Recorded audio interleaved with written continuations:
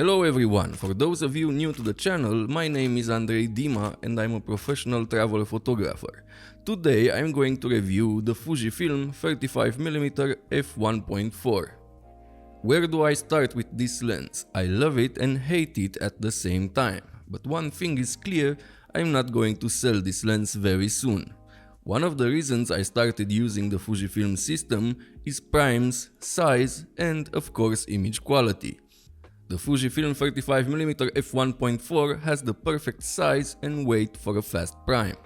I recently went to a store nearby to see the new 33 f1.4.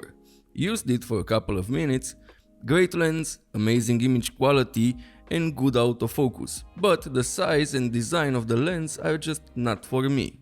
As I said earlier, I love the compactness of Fujifilm lenses, so with all its flaws, I'm still going to keep the Fujifilm 35 1.4. But this is a review, so let's start reviewing. Build quality is great and bad. This will make sense later, I promise. I put my gear through hell and use them as they are. Tools for my work. The Fujifilm 35mm endured all that with no problem, even in light rain with the Fujifilm X-T4. But dust is not its friend. Not being weather sealed is a problem. Otherwise, you can count on this lens to endure a beating. Its metal construction assures that. The aperture ring, like all Fujifilm lenses, has a nice click, but it is a bit loose. I have an older version of the lens. Someone told me newer versions have the aperture ring more dampened than mine. Every time I get it out of the bag, it's a surprise, so you need to check your aperture every time you use it. The manual focus ring is smooth and gets the job done. Why would you use the manual focus when you have autofocus, you may ask? Well, for video, because this lens is noisy when it comes to autofocus. It is old and one of the first lenses Fujifilm released, so I can understand the autofocus noise. Also, the aperture blades make a small noise when you press the shutter. They stop down for metering purposes. All this is not noticeable when you are outside in crowded locations, but it may be distracting if you shoot portraits. My wife gave a name to this lens. Every time I want to take a photo of her with this lens, she laughs and says, "You're using the R2D2 again." Updating the lens helps with the noise a bit. If you didn't update yet or just got the lens and you didn't know about this, go ahead and update it, because it helps.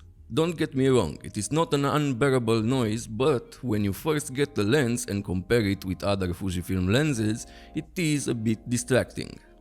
It comes with a metal hood that you need to take off every time you want to get the cap off, or you can buy a rubber cap that goes over the hood. Overall, the build quality is great, with minor problems that go away after you see the images this lens produces. And now let's talk about the good parts, because I have a feeling some of you are hating me right now. The images you get with this lens are simply put special.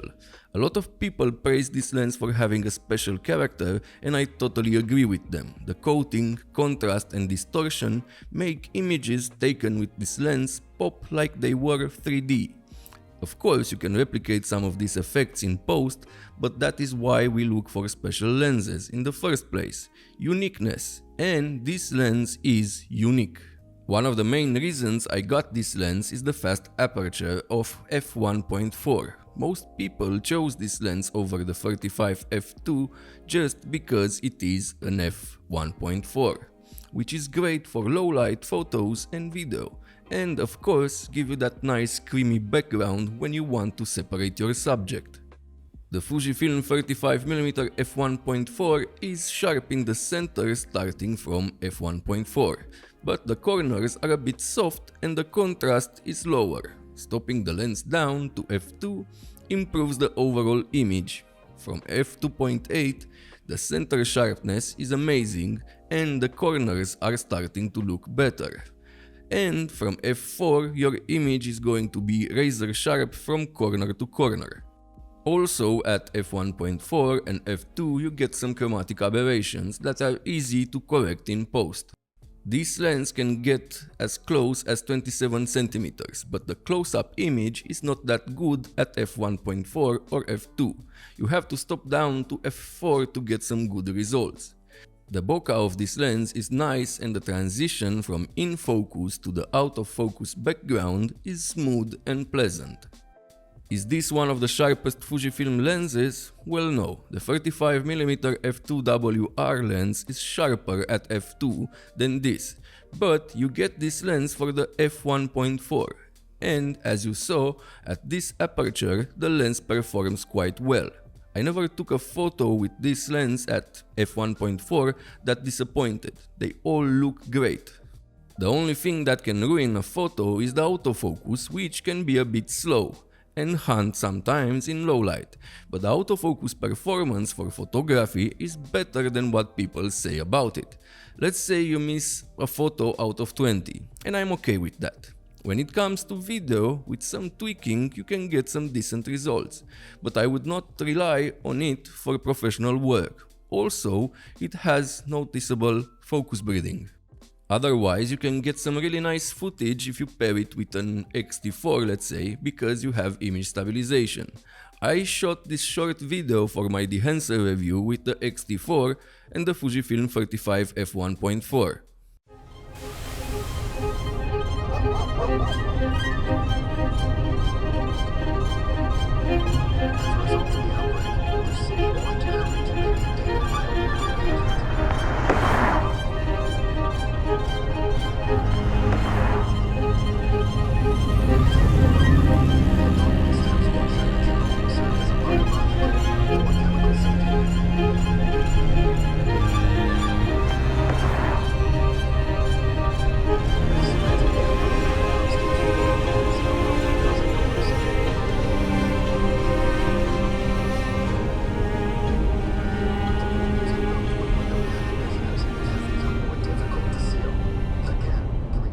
I hope you enjoyed that. All the clips were shot using autofocus, so you can see it can be a good option for video as well, if you know its limitations and know how to use it.